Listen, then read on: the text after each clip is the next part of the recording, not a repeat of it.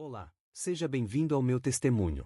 Meu nome é Kevin Stewart, sou de Sunderland, Inglaterra, e em 2015 minha vida mudou completamente. Fui membro ativo da maçonaria por muitos anos, chegando a ocupar altos graus dentro dessa organização. Hoje, compartilho com vocês tudo o que vivenciei lá, os segredos que descobri e como isso moldou minha jornada. Este relato não é apenas sobre minha experiência na maçonaria, mas sobre algo muito maior.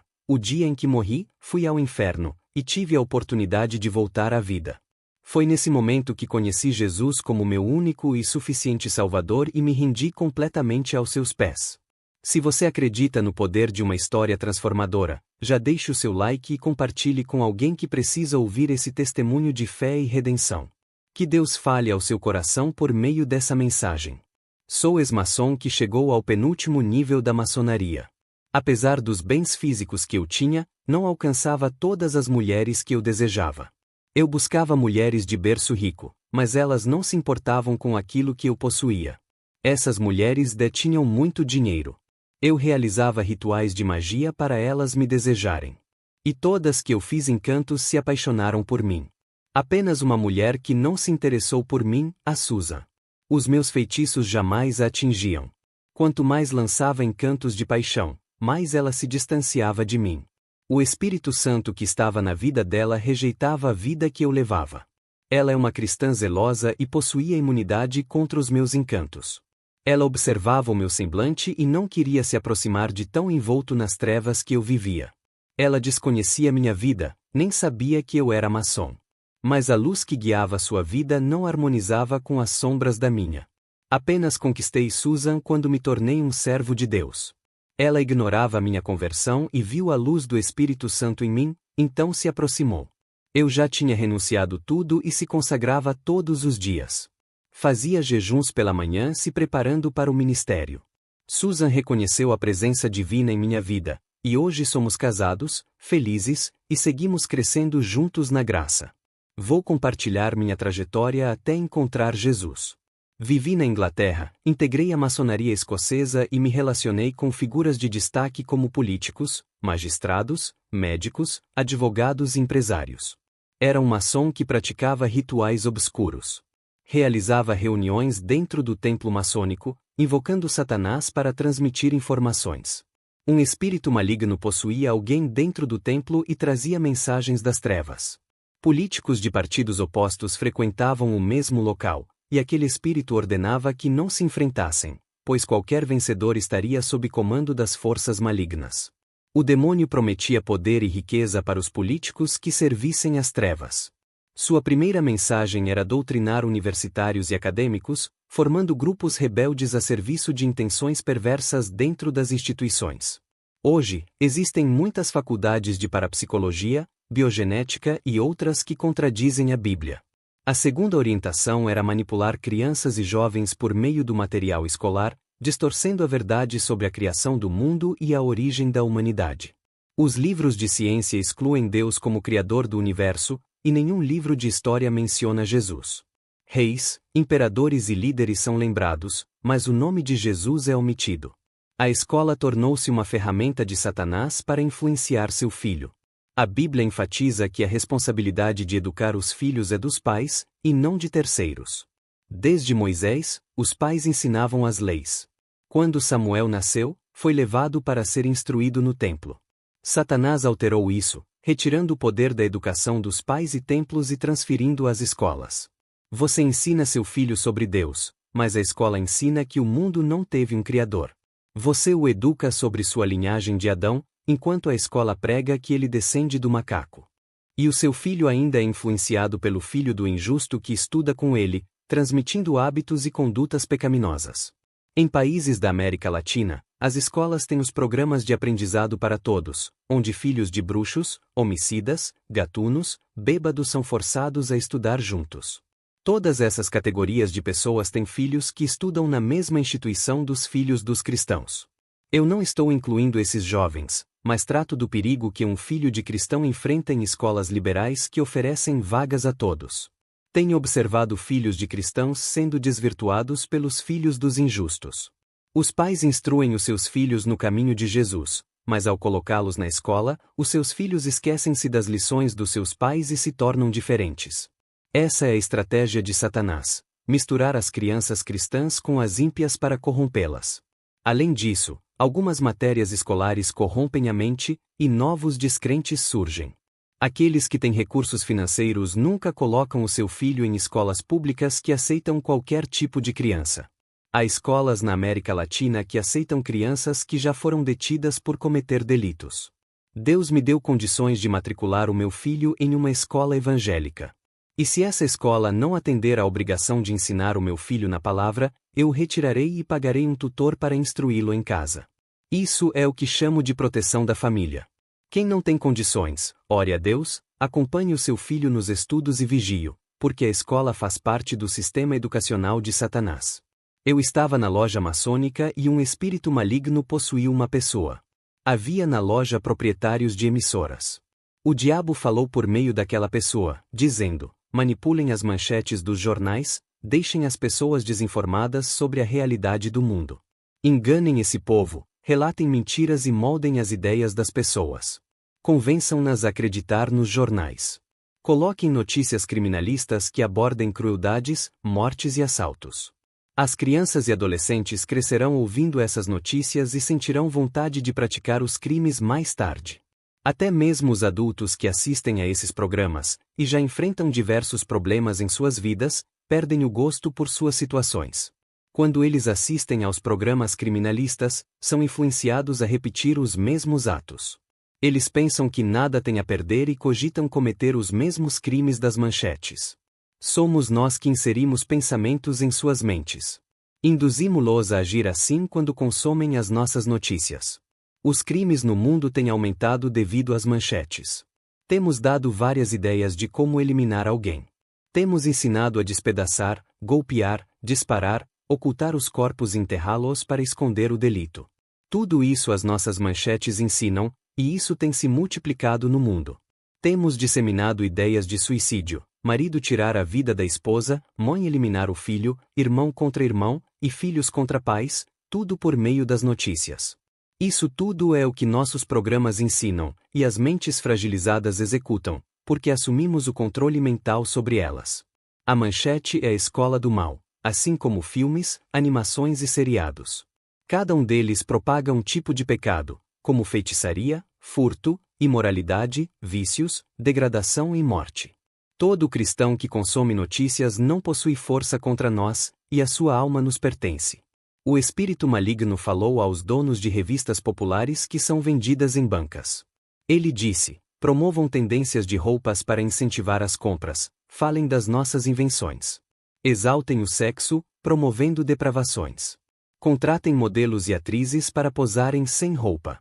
Elas serão capas de revistas e símbolos sexuais, que motivarão os homens a consumirem. Na loja maçônica estavam também donos de fábricas de alimentos. O demônio disse: produzam alimentos adulterados com produtos nocivos para destruir os órgãos essenciais. Fabriquem alimentos que causam câncer, marcados com símbolos malignos. Eu aumentei a sua prosperidade. Proprietários de emissoras de televisão estavam naquela reunião.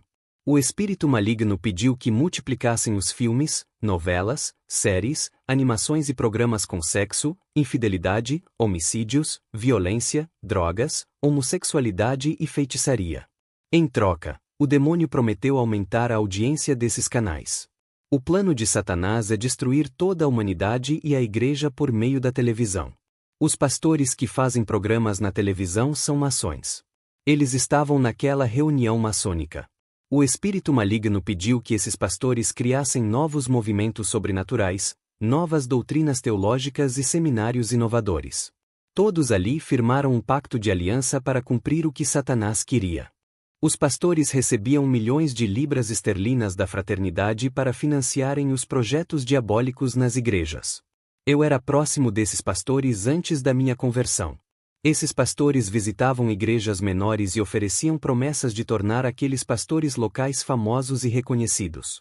Prometiam transformar suas pequenas igrejas em megas igrejas. Aqueles pastores da reunião concordaram com a aliança. Eles firmaram um contrato de compromisso e receberam milhões de libras para erguerem megas igrejas. Quando suas igrejas estivessem finalizadas e repletas de pessoas, eles precisariam arrecadar milhões de libras para reembolsar os pastores maçons. Na verdade, o dinheiro era emprestado aos pastores. Eles tinham que trabalhar com a teologia da prosperidade para arrecadar fundos, pois sem esse ensinamento jamais conseguiriam levantar milhões de libras para saldar suas dívidas. Esse grupo de maçons é o financiador de igrejas menores. Eles fornecem livros religiosos e revistas com seus ensinamentos para os pastores instruírem o povo. Quero alertar aos pastores de pequenas igrejas: não aceitem financiamento da maçonaria. A luz não se mistura com as sombras. Se vocês formarem aliança com esses homens, o seu destino será o lago de fogo ardente junto com eles. Eu, quando era maçom, não podia divulgar os planos. Agora, como ex-maçom, digo a todos que não revelamos quem somos. Sempre afirmamos ser cristãos e entramos nas igrejas mostrando que vamos auxiliar. Obter títulos de bispos, apóstolos, reverendos e pastores nunca foi um obstáculo para os maçons. Eles possuem escolas de teologia e cursos para a obtenção de cargos eclesiásticos. Quando eu estava na maçonaria, o nosso objetivo era corromper os pastores e colocá-los para realizar programações em rádios. Eu auxiliei muitas igrejas menores, mas em troca elas tinham que ensinar a nossa teologia. Nossos ensinamentos não confrontam o pecado nem incentivam o arrependimento para renovar a aliança com Deus. Financiamos grandes edificações para esses pastores de igrejas menores, desde que eles sigam nossas instruções. Eles não podiam orar para que seu Deus não revelasse nossas estratégias. Eu tinha uma editora e produzi muitos livros religiosos, cheios de heresias e teologias de prosperidade. Eu pagava escritores para comercializar seus conhecimentos. Satanás me forneceu todas as informações necessárias, e, em troca, ele me enriqueceu. Pode parecer insano, mas Satanás me prometeu uma fortuna em um pacto no cemitério. Ele se revelou para mim como um vaqueiro e dialogou comigo. Eu não sei qual era sua verdadeira identidade, se era Satã ou outro demônio. Ele se apresentou como Lúcifer. Fizemos um acordo ali mesmo, e ele apertou minha mão. Não era um espírito. Ele afirmou que uma mala cheia de dinheiro estava em minha casa. Eu corri até lá e vi uma mala em cima da cama. Não sei como alguém conseguiu entrar em minha residência e colocar aquela mala repleta de dinheiro. E assim fiquei rico naquela noite. Iniciei um seminário de teologia para formar falsos pastores e falsos fiéis, propagando doutrinas sem embasamento. Eu conhecia o verdadeiro evangelho dos apóstolos, mas preferia distorcer a palavra. Eu fiz faculdade de teologia e um mestrado em filosofia cristã, mas eu não confiava em Deus e considerava a Bíblia um livro mitológico. Só acreditaria na Bíblia vendo Deus. Por não vê-lo, eu a ignorava. Já nos poderes das trevas eu confiava, pois via os demônios. Em um ritual de oferenda, uma entidade de capa escura surgiu perante todos na loja maçônica. O semblante desse ser estava coberto por um tecido preto. Ele se aproximou de cada um, depois caminhou para longe e desapareceu. Os guardas que estavam na entrada da loja maçônica afirmaram que ninguém estranho entrou em nossa reunião. A segurança da nossa loja é impenetrável, todas as entradas estavam trancadas. E aquele ser conseguiu acessar o local como algo invisível. Todas as orientações que os espíritos malignos transmitiam para nós eram cumpridas rigorosamente. Um espírito que jamais revelou o seu nome para ninguém, apenas a mim, disse como se chamava. O seu nome é 7 luas plenas. Ele é o possuidor de 7 poderes e me concedeu todos eles. Fiquei 7 anos fazendo sacrifícios para conquistar os 7 poderes. A cada ano de oferendas eu obtinha um desses poderes. O primeiro ano em que alcancei o primeiro poder foi em 1990. Conquistei o dom da prosperidade. Todas as pessoas que me procuravam, eu cobrava um valor pela consulta e impunha as mãos sobre elas. Pessoas conseguiram ingressar em grandes corporações. Outras se tornaram empresárias. Houve casos de pessoas que foram promovidas em seus trabalhos. Um cristão que estava com a sua loja de vestuário quase falida me procurou. Em pouco tempo, sua loja começou a vender e seu lucro aumentou tanto que ele abriu mais filiais. Ele não confiava no Deus que servia e foi buscar o meu. O que ele não sabia era que o seu nome foi registrado no livro do meu mestre. Todas as almas que buscaram os meus serviços passaram a pertencer ao Espírito 7 luas plenas. Eu anotava o nome delas, à meia-noite, entrava na floresta para entregar a lista de nomes. Ele surgia para mim com uma grande capa escura e nunca revelou o seu rosto. Todos cujos nomes estavam registrados na lista eram aqueles que me procuravam. Se um cristão me buscava e precisava de mim, já não pertencia mais ao seu Deus, mas ao meu mestre. Eu tinha o dom da prosperidade nas mãos e oferecia para quem pagasse bem. Apenas com esse dom, acumulei riqueza. O dom da prosperidade foi criado dentro da maçonaria. Não existe essa doutrina nas escrituras, pois essa ideia nasceu na loja maçônica. Alguns estrategistas maçons fingiram ser cristãos e levaram esses conceitos para as igrejas. Essa teologia veio do abismo para a maçonaria, e da loja foi disseminada para as congregações. O que me entristece é o crescimento desse ensino em muitas igrejas. Como essas falsas doutrinas têm ganhado força em cursos, faculdades e publicações. Em 1991, recebi o dom de mágica do meu espírito mestre. Ele apareceu para mim e ensinou seus truques. Eu fazia objetos flutuarem, pessoas levitarem. Entortava metais, talheres e pregos com o poder da mente. Ganhei muito dinheiro com essas habilidades e atraí mais clientes. Poderia ter sido um grande mágico, mas quem pertence à maçonaria não pode se expor, então eu realizava grandes atos em eventos particulares. Em 1992, recebi o dom da cura. O espírito maligno surgiu para mim e derramou um óleo de ervas sobre minha cabeça e corpo inteiro. Fui ungido por ele e elevado como combatente das trevas. Assim como Deus unge os seus, o diabo também consagra os dele. Recebi o dom da cura e realizei feitos extraordinários, ganhando muito dinheiro. Curei pessoas de câncer, AIDS e outras doenças incuráveis. Fazia coisas que a igreja da cidade não realizava.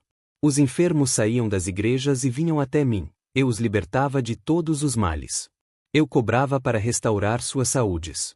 Igrejas que realizam milagres e cobram pela cura fazem exatamente o que eu fazia no passado. Essas congregações que exigem altas contribuições pelas curas não são de Deus. Quando Deus cura, Ele faz de graça. Jesus curou muitos doentes na terra sem cobrar. Jesus multiplicou os pães e os entregou aos pobres, sem tirar o pouco que eles possuíam, diferente dos pastores de hoje.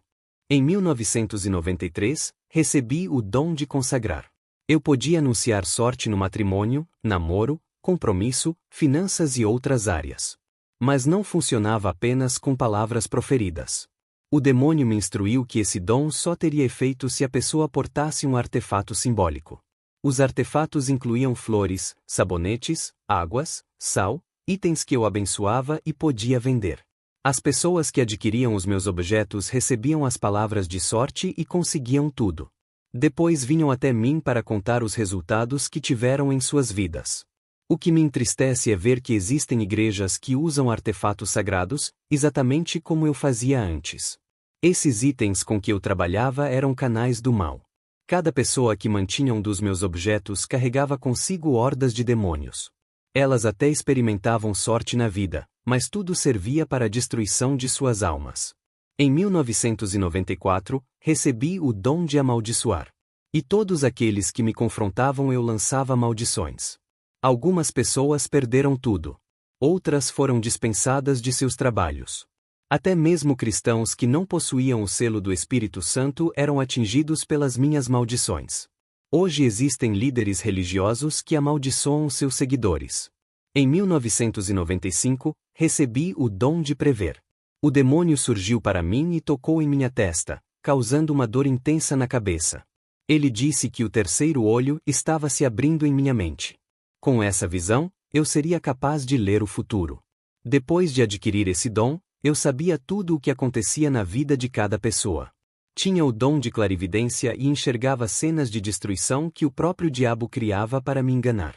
Eu adivinhava até o número de identidade de alguém porque um espírito maligno sussurrava em meu ouvido. Ganhei muito dinheiro com essas farsas. Existem pastores que têm o dom de prever e dizem que é revelação. Tem clarividência e dizem que é visão de Deus.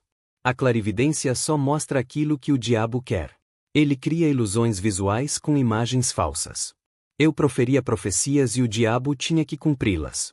Se ele não realizasse o que eu profetizava, as pessoas deixariam de acreditar em mim, o que prejudicaria os planos dele. Minha função era fazer as pessoas crerem no maligno. Eu não podia perder a confiança das pessoas para continuar guiando-as para a escuridão. Em 1996, recebi o dom de exterminar. O diabo veio até mim e apertou minha mão. A pele da minha mão ficou escurecida. A partir daquele dia, se alguém me desafiasse, eu lançava uma maldição mortal e ela se concretizava. Amaldiçoei um empresário com câncer, e meses depois ele faleceu. O espírito maligno se alojou em seu umbigo e gerou câncer na bexiga, que se desenvolveu até levá-lo à morte.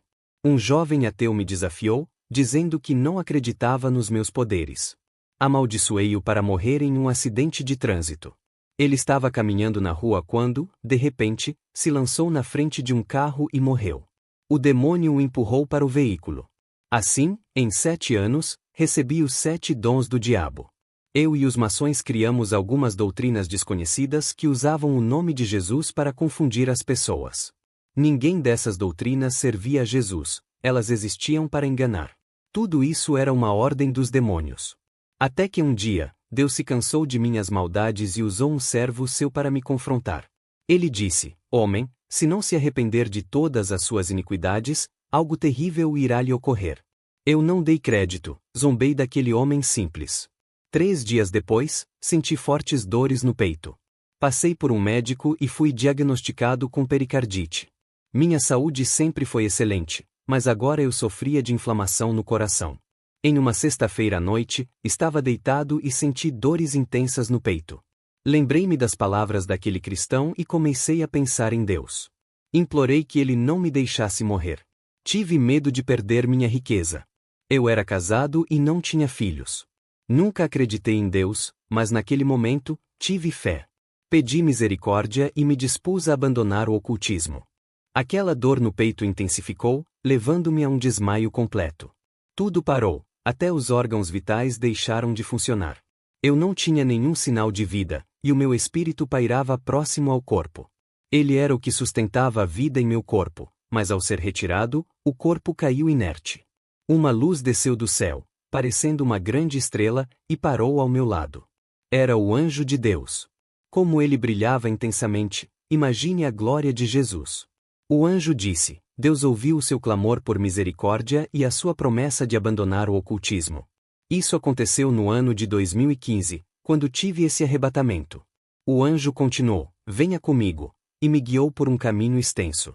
Essa estrada estava repleta de cobras, aranhas e carcaças de animais. Chegamos a um portão sombrio, onde estava escrito: Bem-vindo ao inferno. Fiquei arrepiado, pois não sabia que esse lugar era real. Eu pensava que isso existia apenas em mitologias grega e hebraica. Até o céu, eu imaginava ser apenas folclore grego, como os Elísios. O meu medo de morrer era baseado na ideia de cessar de existir para sempre, sem nunca mais viver. Nunca imaginei que pudesse haver um lugar eterno. O portão se abriu, e um vapor quente veio em minha direção. Um calor insuportável quase me derreteu. Acredito que o anjo evitou que qualquer dano me atingisse.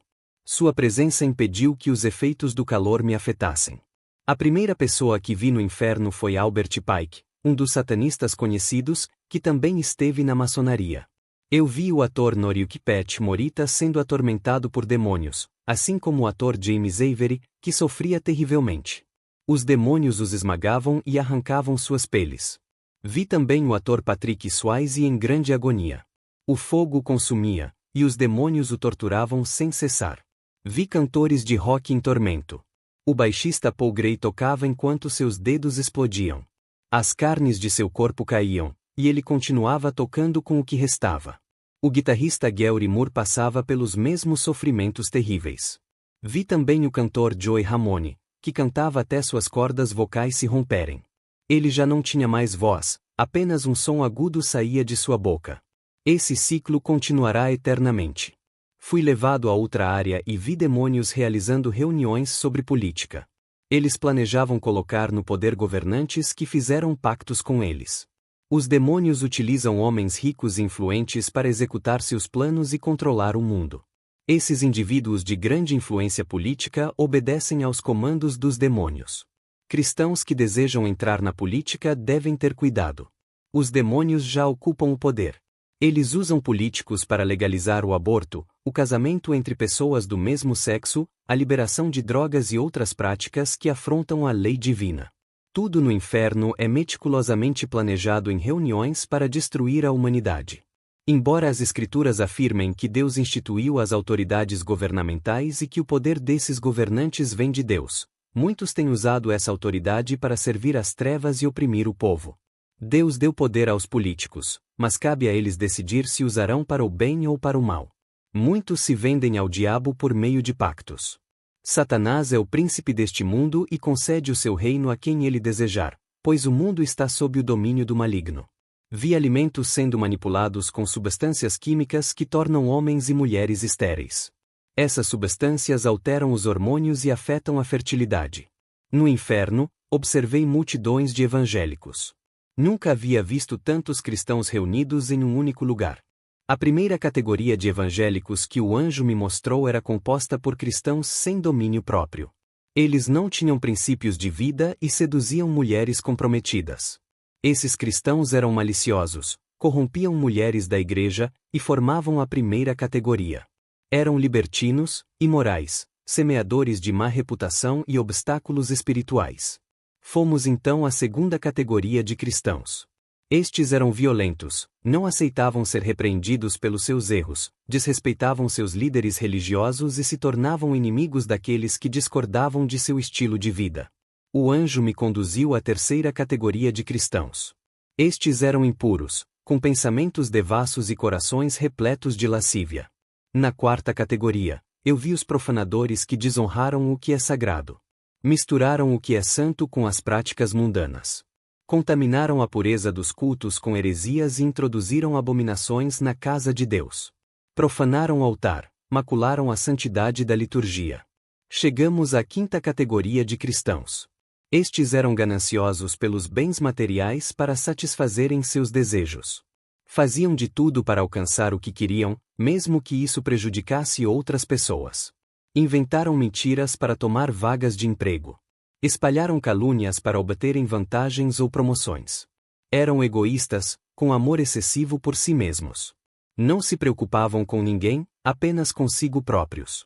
Fomos à sexta categoria, onde estavam os cristãos que transformaram suas igrejas em campos de batalha.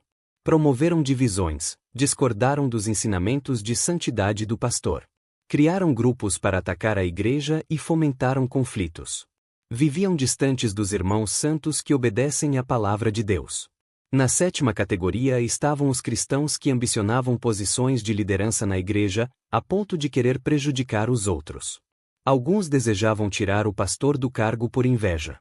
Outros torciam para que membros saíssem da igreja para assumirem suas posições.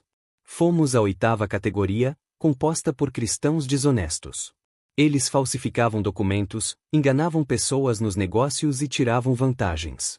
Vendiam produtos de baixa qualidade para iludir. Eram ávidos por acumular riquezas, mesmo quando não precisavam, queriam mais. Na nona categoria estavam os pastores ladrões.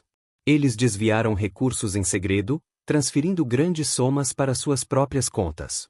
O pastor fundador confiou a gestão a um colega pastor, que roubou o dinheiro da igreja sem que ele soubesse. Após a morte do pastor fundador, o desonesto foi homenageado como uma figura exemplar pelo pastor presidente, que nunca descobriu o desvio de dinheiro. Povo de Deus, não se permitam ser parte de nenhum desses grupos. Não trilhem caminhos que os levem a esses vales infernais, classificados pelos seus pecados. Evitem a todo custo cair nesse lugar sombrio e permanecer ali para sempre. Esforcem-se no caminho de Jesus, não brinquem de ser cristãos e não se deixem seduzir pela moda gospel de servir a Deus. Eu vi cristãos da moda gospel no inferno, todos aqueles que adotaram essa prática de estar na igreja enquanto seguravam o mundo com as outras mãos. Serviam a dois senhores simultaneamente. No evangelho gospel, não há separação entre o sagrado e o profano. O céu deles é alcançar riqueza e fama, pois acreditam que isso é o paraíso celestial descrito na Bíblia. No evangelho gospel, a vitória só é reconhecida com dinheiro e prestígio. Sem isso, são vistos como fracassados. Esse evangelho, criado pela maçonaria, tem causado grandes danos à igreja e levado muitos cristãos ao inferno. Eu sei disso porque fui maçom, e nós criamos esse evangelho na Terra, invertendo tudo. A Bíblia ensina que quem persevera até o fim será salvo e entrará na eternidade, recebendo o galardão, mas a maçonaria, que domina o mundo gospel, disseminou a doutrina de que não precisamos nos preocupar com a eternidade. Dizem que devemos focar apenas nas coisas materiais, pois o nosso galardão e céu estão aqui na Terra. Qualquer igreja que convida um cantor gospel ou pregador gospel está em aliança com as trevas. Não chamem esses artistas e pregadores para suas igrejas, pois são maldições criadas pela maçonaria para corromper o evangelho e transformar a palavra em um negócio lucrativo. Quantos líderes religiosos convidam essas estrelas gospel para atrair multidões às suas igrejas? Isso é uma armadilha planejada pela maçonaria. Não entreguem o dinheiro suado dos fiéis a esses cantores e pregadores gospel. Ajudem aqueles que realmente passam por necessidades. Os médicos tentaram me reanimar até que finalmente conseguiram. Isso só foi possível porque meu espírito voltou ao corpo. Quero lembrar à igreja que a morte de um cristão não é a maior perda. A maior tragédia é viver sem Deus em nossas vidas. Eu casei com Susan e fundei uma igreja para evangelizar almas. Não frequentei as igrejas próximas à minha casa, pois todas estavam envolvidas com a maçonaria. Não quis me filiar às convenções dos ministérios para evitar influências maçônicas em minha igreja. Quando a maçonaria descobriu que eu havia deixado a loja, tentaram me eliminar como traidor. Mas já sabia que isso ocorreria e me mudei para a Dinamarca. Tudo o que o diabo me deu, como dinheiro e status, ele tirou de mim porque quebrei a aliança com as trevas. A maçonaria confiscou meus bens, e, na minha fuga para a Dinamarca, não pude levar nada. Jesus me concedeu tudo o que era essencial. O preço foi uma vida dedicada à oração. Existem 3 tipos de bênçãos: as que Deus concede, as que você conquista pelo próprio esforço e as que o diabo oferece. Satanás tentou me impedir com obstáculos, mas consegui recuperar quase tudo o que perdi. Não sou mais rico, mas também não vivo em pobreza, e isso me faz feliz. Eu e minha esposa trabalhamos na obra. Ela é minha auxiliadora e tem sido uma força no crescimento do ministério. Hoje vivemos em Reykjavik, Islândia, um país diferente, onde ninguém me conhece. Meu ministério é pequeno, e não desejo que ele se torne conhecido ou que me torne famoso. Pastoreio a igreja Sangue Redentor, um ministério apologético. Combatemos a teologia monetária do papel impresso, ensinamentos malignos que têm se espalhado no mundo. Essa teologia alimenta o ego, exalta o orgulho e fortalece a ambição da alma. Quando era maçom, participei de uma cruzada evangelística de Benin, sentando nas primeiras cadeiras. Vocês, cristãos, muitas vezes não sabem distinguir a fonte do poder que vem da água limpa daquela que vem da água suja. Eu senti uma energia estranha em sua cruzada evangelística, a mesma energia que sentia na maçonaria. Esse falso avivalista não me engana. Como ex-maçom, eu sei muito bem diferenciar entre unção verdadeira e energia manipulada. Eu lançava a energia dos meus mantras, ativava canais espirituais e transferia essa energia para os corpos das pessoas. Fazia com que caíssem ao chão, adormecendo em transe. Esses falsos ministros introduzem novos pentecostes, moveres do espírito. Eles trazem novas doutrinas e estilos modernos de pregação. Com a modernização do evangelho, torna-se cada vez mais difícil ganhar almas. Os cristãos desse evangelho moderno têm dificuldade em abandonar o mundo e vivem divididos entre servir a Deus e desfrutar os prazeres terrenos. As igrejas da atualidade disputam almas, mas não as retiram verdadeiramente do mundo. Esses cristãos preferem o mundo primeiro e Deus depois, pois consideram os prazeres mais atrativos. Eles não foram ensinados a renunciar ao mundo. Estou compartilhando apenas uma parte do meu testemunho. Não quero me prolongar para não ocupar o dia inteiro relatando as maravilhas que Deus fez em minha vida. Que a santa paz e graça do nosso Senhor estejam com todos os ouvintes. Amém. Este testemunho é um convite para refletirmos profundamente sobre o que tem sido pregado em nossas igrejas. Será que elas têm proclamado verdadeiramente a palavra de Deus? Ou será que estão se desviando da doutrina santa que nos conduz ao céu? Peça ao Espírito Santo que ilumine seu coração e revele se sua igreja está seguindo o caminho da verdade e da santidade. Se você assistiu a este testemunho e sente no coração o desejo de aceitar Jesus como seu único e suficiente Salvador, quero guiá-lo em uma oração poderosa. Pai amado, reconheço que tenho vivido longe da tua presença, mas hoje me coloco diante de ti, buscando ser purificado pelo sangue de Jesus, que limpa todos os pecados. Confesso que sou pecador e, neste momento, aceito Jesus como meu único e suficiente Salvador.